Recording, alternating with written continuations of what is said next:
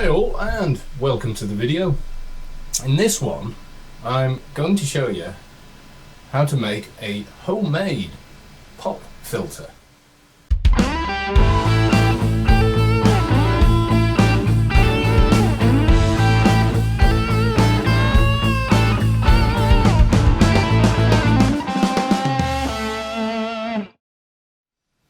Right, there's a couple of things we need to do this, and I've also got them over here on the workbench. And the first thing we need is some of these. So hopefully you can make that out. Yes, these are women's tights. So maybe you see that a bit better on the other camera. And there we go. Colour really doesn't matter. Apparently Denya does. I've gone for Denya 10. Which is apparently how thick they actually are. Right then, so here's the tights, or what's left of them, because I've already made one of these before. So as you can see, they're very, very stretchy. So the first thing you want to do before you start actually is stretch them a little bit.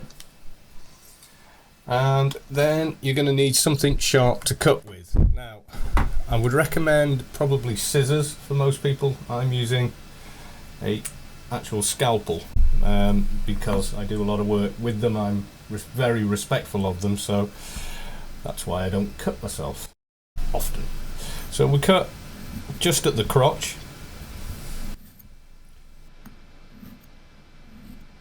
And repeated small strokes is probably safer than trying to make one deep one. Let the blade do the work.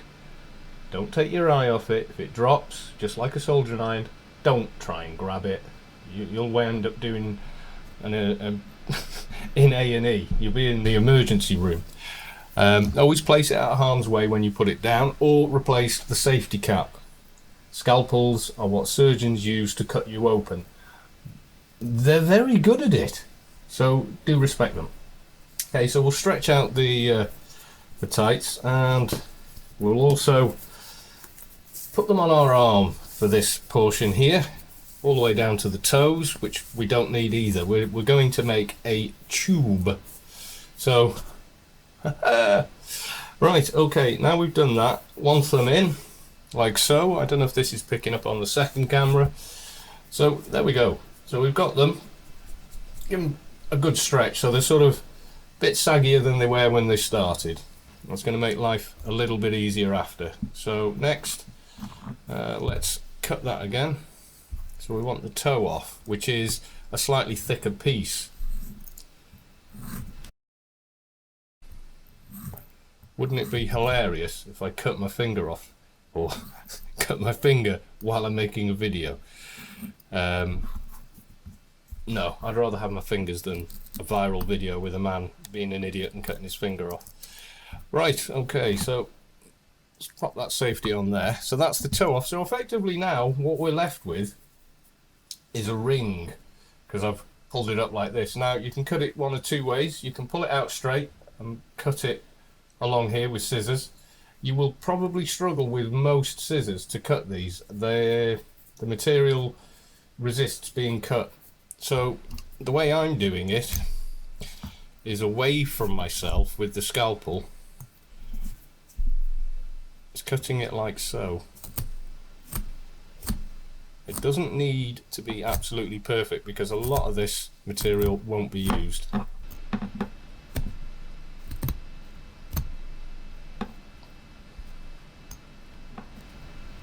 He says just before he cuts himself. Almost. And done. Right, okay. So now we've got a sheet of the material we actually want, and you can see when you pull it tight it's pretty transparent. Now the second thing we want, putting the scalpel away safely, is one of these, and they're known by a few different names, but you can see what they are. It's a set of loops that fit inside each other, and one can be tightened onto the other by some sort of a bolt or similar device at the top. So you can do that. You'll find these in a haberdashery or anywhere that sells wool, knitting material, stuff like that will generally sell these. I think they're called, in the UK, they're called a linen loop. A bit of an unusual name, but that's what it is. You stretch a piece of material. People that do pictures by sewing through can do it loose, or use one of these and you've got it as a fixed sort of a surface. So that's what the design is for, but basically what it means is it holds a piece of material extremely well. Now, to make one, we want the cross weave. So if we stretch out our material so it's sort of as flat as we can make it, and then kind of fold it over so it's now twice, and it will also, the stitching is sort of, yes, that wasn't from the scalpel, by the way, that was something completely different. You've got weave going this way and weave crossing it that way, making the holes in it effectively a lot smaller. Right, so now we've got that, we want to get the smaller of the two loops, if they detach completely, and pull the material over it. Now this bit does get tricky. It's kind of a two-handed job, almost, or four-handed job. It needs two people, but we're going to try for the video. So you hold it down and stretch it. Now I'm quite dexterous, so I'm hopefully going to manage this. Watch me fail. So pulling it as tight as we can, and then with your very ambidextrous other hand, bring that over and seat it just on, and then you can continue to pull a little, although be careful, because if the edge is in any way sharp, then it's going to split as you drag it through. Right, that's got us on. So once it's on, tighten up the tightener, whatever it actually has, and you want it as tight as you can do it. It doesn't need to be super springy tight, in fact that will defeat the purpose of what it does. It just needs to be tight enough. It's hard to describe, so I don't have a tool to measure that. Right, that leaves you with this, and as you can see, yeah, there's a load of bits we don't want. Again, very hard to cut. What I found with this is if you pull the material once it's stuck in here and cut right along the very edge, hopefully that's in shot,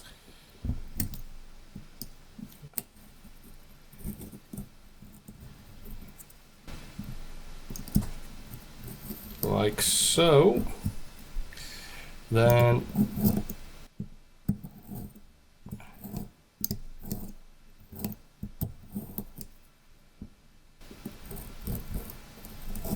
it pulls away extremely neatly as it sort of reduces back, so you're left with less sort of mess effectively. So let's just keep going.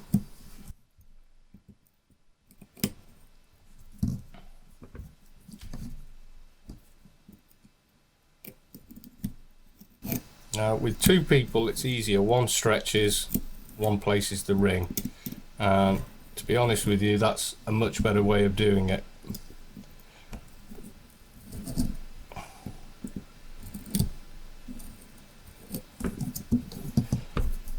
Doing this with scissors is pain.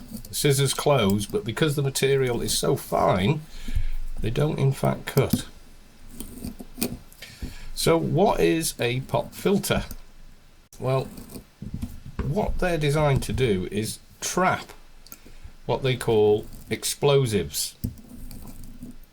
No, I don't mean dynamite. By explosives, I mean when you speak, if you put your hand in front of yourself and say, Peter Piper picked a peck of pickled pepper, the microphone will receive those pressure pulses you felt on your hand and the P's and T's and things like that,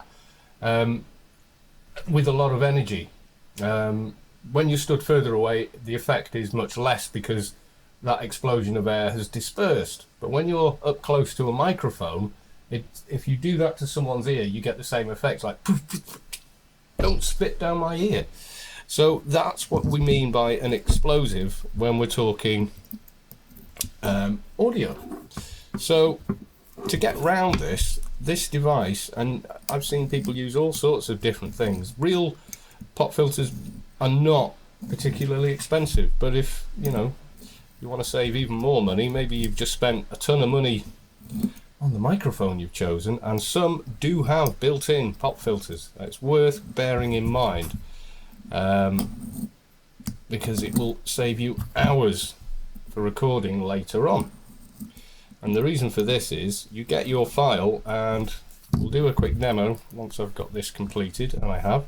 So let's put that there and out of harm's way up there. This, you might be able to use it again, but as you can see, it's 2 layers with a gaping hole in, and if I unfold it, there you go. It looks rather strange. I'll let you decide what you think happened with that. So we've now got our 2 layers like this, and to really show you how well this works, I've attached this to a bit of old coat hanger that was going into the bin. So it's certainly not the most ideal build in the world, and doesn't look fantastic, but it does work. And what I think with YouTube and the like is that the audio is really quite important. If your audio's bad, I think it's like a radio station, the way people sort of respond to it.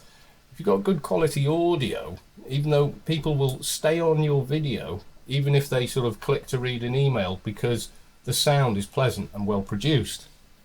I'm not going to get into a massive amount about that sort of thing, but we'll turn off this camera, and the rest I will show you how this actually works, I think, on the computer. Right, so on the live camera that I'm looking at now, I'm going to show you what I'm doing. Screen capture.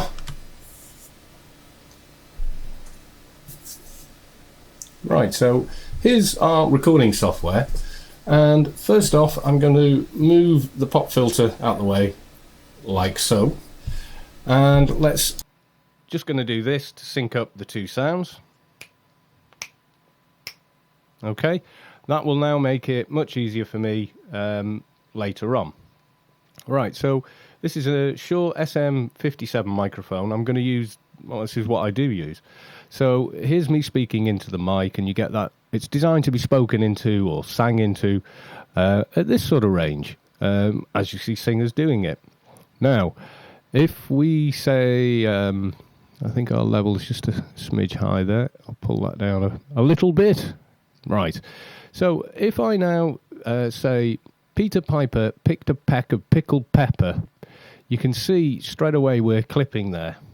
But if we introduce the pop filter, I'm the same distance from the mic, and I now speak, and it is in fact just as clear. And I say, Peter Piper picked a peck of pickled pepper. You can see how it dramatically reduces those explosives. And that is what a pop filter is for, and this has been how to make one. Bye for now.